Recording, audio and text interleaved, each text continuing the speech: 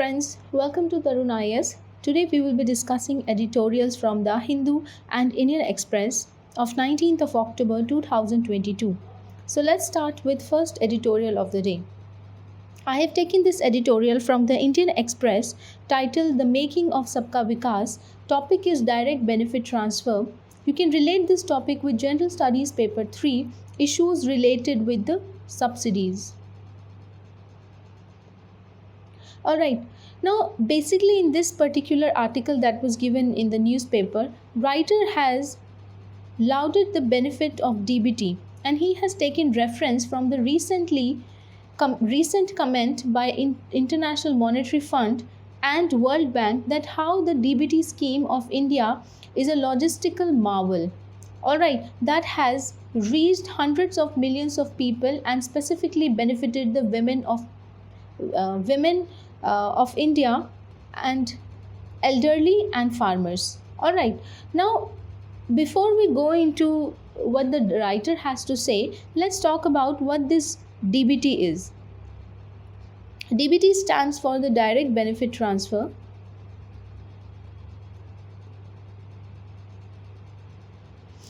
It stands for the direct benefit transfer, and some of the schemes which were taken under direct benefits transfer were the Pahel scheme, that is the PM Ujjwala Yojana, the PM Kisan scheme, Fasal Bima Yojana, National Social Assistance Program. Now these are some of the schemes which I have mentioned, like PM Awas. Now, these are the schemes which utilize the network of direct benefit transfer in order to benefit the beneficiaries. Alright, so the scheme has been advocated by the IMF's Director of Department of Fiscal Affairs and the World Group Bank President. It says that India managed to provide 85% rural household and 69% of urban households the benefits of the government welfare programs via the direct benefit transfer. Now in 1980s, there is a popular remark by the late Prime Minister Rajiv Gandhi that how 1 rupee sent by the center and only 15 paisa reaches to the poor.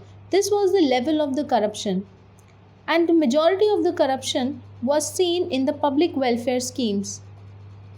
Alright, in the public welfare schemes. So the corruption levels, whenever there is a high corruption, there is low accountability and transparency. However, the writer says that with the rollout of DBT, the transfer of subsidies and cash benefit transfer they have directly to one's bank account. This has resulted into the inclusion of the people. However, DBT alone cannot be made responsible for such a huge success when it comes to implementing the welfare schemes or welfare program of the government. The key role that has to play was by the financial inclusion. So if I take financial inclusion, then in the year 2014, PM Jan Dhan Yojana was launched.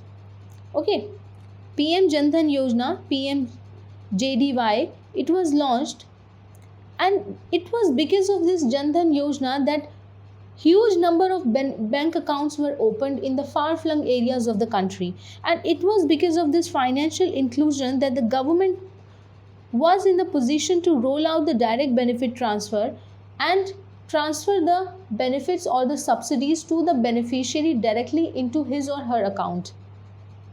And this has benefited majorly women of the country.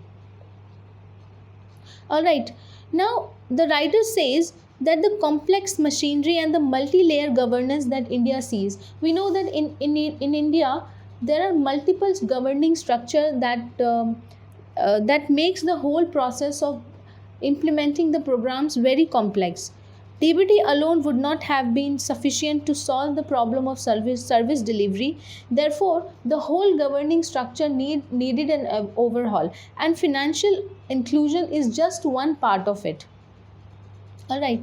Now, as I have told you that in the year 2014, the government had embarked on this ambitious mission of financial inclusion and digital saksharta, PM Disha, which is Digital Saksharta Abhiyan. So, along with this PM Disha and PM Jandhan Yojana and DBT, writer says that they have been revolutionary in nature when it comes to service delivery. All right. So, Prime Minister Jandhan Yojana had endeavored to open the bank accounts such as and also Aadhar enabled services and telecom services. BharatNet was rolled out so as to make the internet available in the far-flung areas and to make the internet available in all 2.5 lakh panchayats. Alright, what is this Aadhar enabled services? Now in Aadhar enabled services, what happens? Even a basic feature phone would be able to access its bank account and avail the services by using some hashtag star methodology. And with this, a public financial management system was emerged. Aadhaar enabled services and UPI, they further expanded the interoperability and private sector participation. For a very long time, the UPI was not interoperable. That means if you have Google Pay, you will only be able to transfer the bank account or money to the Google Pay system. If you have Paytm, then you will be able to transfer to a Paytm account only. However, with the interoperability between Bheem UPI and other services provider, the whole process of transferring cash from one account to the another account has become easy, and this financial inclusion is driving the whole economy. And with the increasing pace of digitalization, DBT is going to be a key component when it comes to the service delivery and when it comes to good governance. All right. Writer says that by 2022, more than 135 crore Aadhars have been generated, and there are 47 crore beneficiaries under the Prime Minister Jan Dhan Yojana. 47 crore beneficiaries. And if I am to take this data, which is approximately from January 2022, then 50% of these accounts were held by women. All right. So financial inclusion is also increasing the participation of the women, and with DBT and financial inclusion, the participation of women in different sectors of the economy is becoming even more progressive and becoming even more robust. Writer points towards that how the 6.5 lakh bank mitras. Now what are these bank mitras? Basically they are bank correspondents in the village and in the rural areas where bank branches are not open, and with the POS, which is point of sale, and these bank mitras, the banking facilities in the far-flung areas have become more affordable and have become more accessible. Mobile subscribers are increasing day by day. Even if we consider the report by TRI, then the internet usage by 2025, it would be 18 GB per person. That means it will increase from 11 GB currently to 18 GB per person by 2025. With such an increasing pace of mobile subscriber and internet subscriber and internet usage also, DBT is going to be a key component in the network of service delivery and service delivery. And it is not just only Aadhaar enabled pay services. In fact, the e-rupee launch by the RBI, which basically worked as a voucher system, coupon system, it will also enable the service delivery.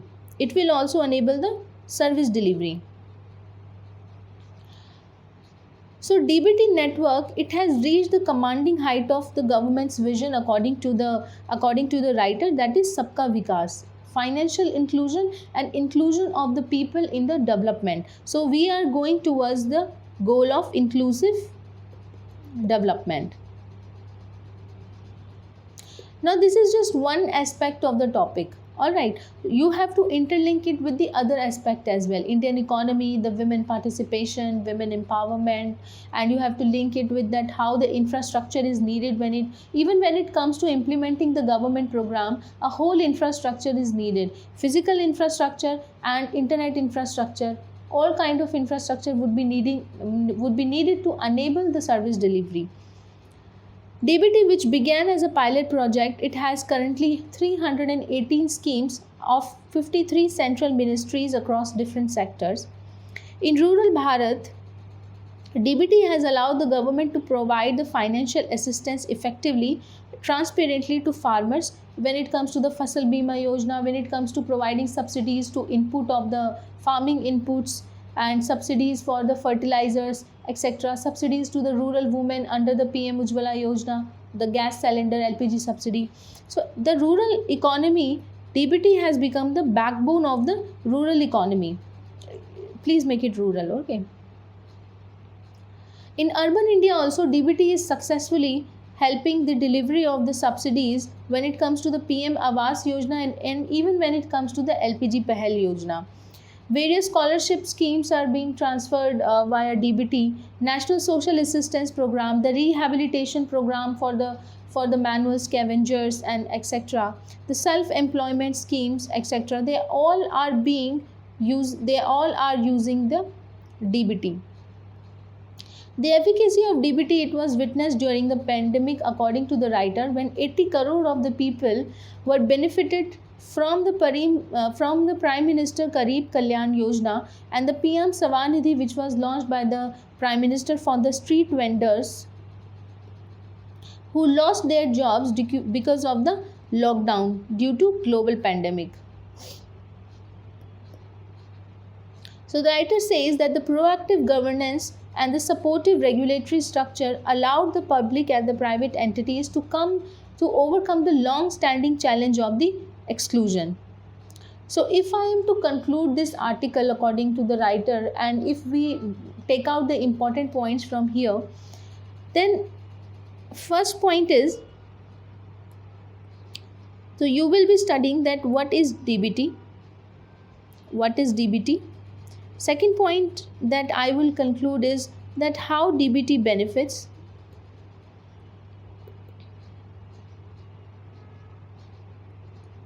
The third point is, it is the expansion, DBT expansion, and link DBT with other parts of the syllabus. For example, GS2, that is the government policies and its implementation issues. Implementation is development and design, etc. The GS3, Indian economy. You can even relate it with the inclusive development.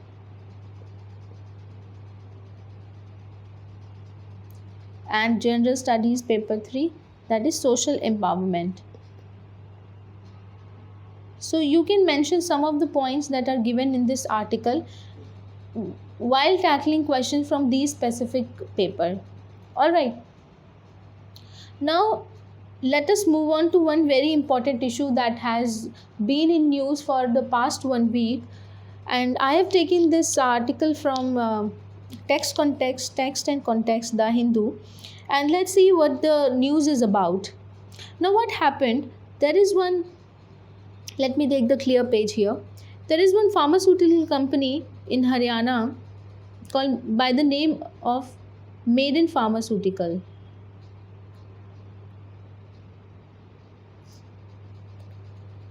By the name Maiden Pharmaceuticals. And this company manufactures cough syrups which are sold only to Gambia,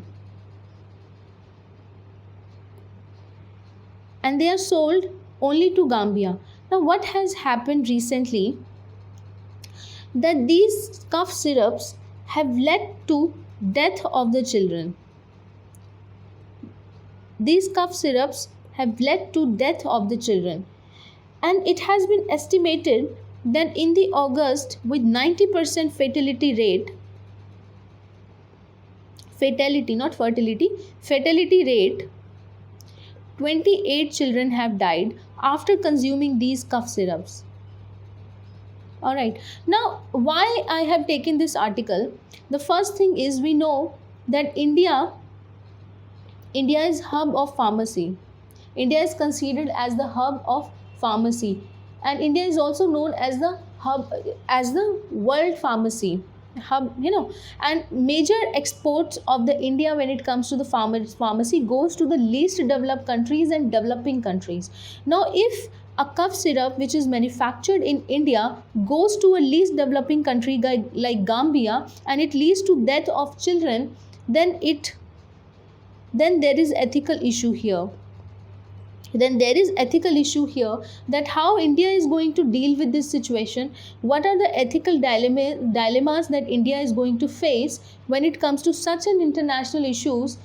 All right.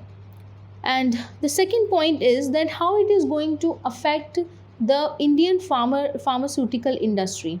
All right. So now let's discuss this whole issue. So far in August, 28 children died with 90% fatality rate. Now, why these children have died after taking this cough syrup, which is supposed to be a medicine for the children? All right. There are two components which have been highlighted. There are 4 syrup variants which are particularly highlighted. 4 syrup variants are there which are highlighted, and let's not take the name of those syrups. It is given in the article, so I would just tell you. These are promethazine oral solution, cofexmalin baby cough syrup, Macof baby cough syrup, and Magrip baby cough syrup. So these are the 4 variants of the cough syrup that has led to death of the children. Is it the first case in Gambia? Well, from Gambia, this is the first case which is highlighted, but in India also there have been many instances of death due to the cough syrup. Now, why cough syrup is leading to death of the children? The point to be noted here is actually the component or the chemical which is used in the cough syrup. Now, we know that for the industrial purpose, many of the solvents are used. For the industrial purpose, solvents are used, and in cough syrup also, in order to dissolve the main medicine, a solvent is used. And these 2 solvents which are used by the pharmaceutical industries are the glycerin or propylene glycol. Glycerin and propylene glycol. Now, glycerin and propylene glycol are non-toxic. However, they are very expensive. Alright. Glycerin and propylene glycol are non-toxic, but they are expensive. Therefore, what does the industries they do? They look for the cheaper alternative. Now, what happens in search of this cheaper alternative? The industries, they have been using unacceptable amount. Now the point to be noted here is the unacceptable amounts of the first. It is the diethylene glycol and ethylene glycol.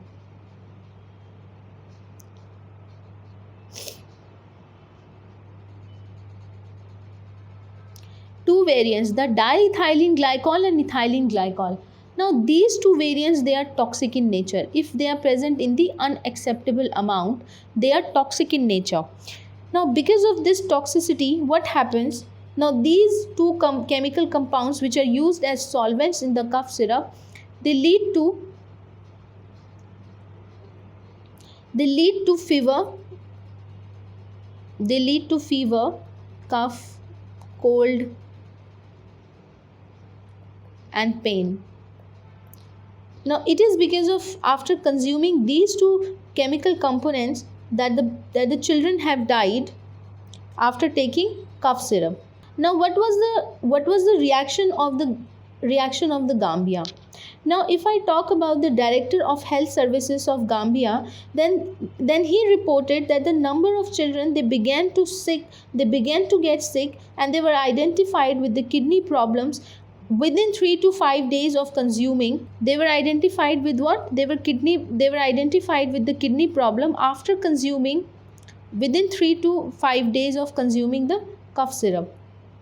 And the affected children, they experienced fever, cough, cold, and pain, and the fatality rate increased to 90%, and then the 28 children died in Gambia. All right. Now, how, this is, though we know that this is not the first case. All right, now let's look at the history of these cases in India also, that because it has become a major issue now, that not only in India, in fact, if we export our medicine, we have to be cautious that what we are exporting. All right, now if the children have died in Gambia, let's look at the cases in India which led to such death. Last year, that is in the year 2021, 12 children had died in the Udhampur district of the Jammu and Kashmir Union Territory after taking a syrup by the name Cold Best PC and Cold Best PC. In 1973 also a similar case was identified in Chennai, in which 14 children had died. 1998, 33 children died in New Delhi due to similar poisoning. In the year 2007, the United States Food Drug Administration, they issued guidelines to the pharmacy compounders, repackers, and suppliers about the potential hazard of the glycerine which was contaminated with the diethylene glycol, which is commonly known as the DEG poison. It is commonly known as the DEG poison. Now let us see what has been the reaction of the Indian authority. The Central Drug Standard Control Organization CDSCO and WHO, they have initiated a inquiry.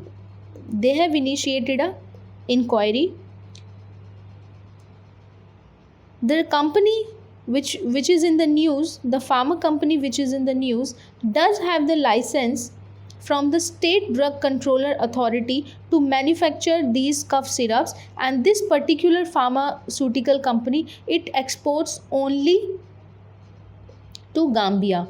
And now one thing is to be noted, that these cough syrups are not for the domestic use. That means they are not available in the domestic market. In India, they are not available. All right, these identified products are not available in India. So this was the case that has come into picture. And now what are the key takeaways from this case? And if you are to quote this case in your case studies and ethics paper, then the first thing is the ethical dilemma that one would face. Suppose if it is a domestic manufacturer supplying in domestic market, and if such case happens, what will be the ethical dilemma before the person who is working in this pharmaceutical company, and also the ethical dilemma before the person who is working in the CDSCO, Central Drug Controller Organization. So you have to prepare this topic in context with the ethical dilemma, that if will we be rolling out the plan, or we are going to call off the manufacturing of such such cough syrups, like what the person is supposed to do. So for general studies paper 4, you can use this as a case study without being insensitive. And also the next point, in the general studies paper 3, in industries and Indian economy, you will have to prepare this topic, Indian pharmaceutical industry, and how such cases needed to be avoided. How such cases needed to be avoided. All right. So after an inquiry only, we would see that what is the result, and what was the, after only the report of the inquiry commission that has been initiated by the WHO along with the CDSCO, we would be able to say something. But till now, but as for now, I think this is it. So have a nice day. Thank you so much for watching Tarunayas.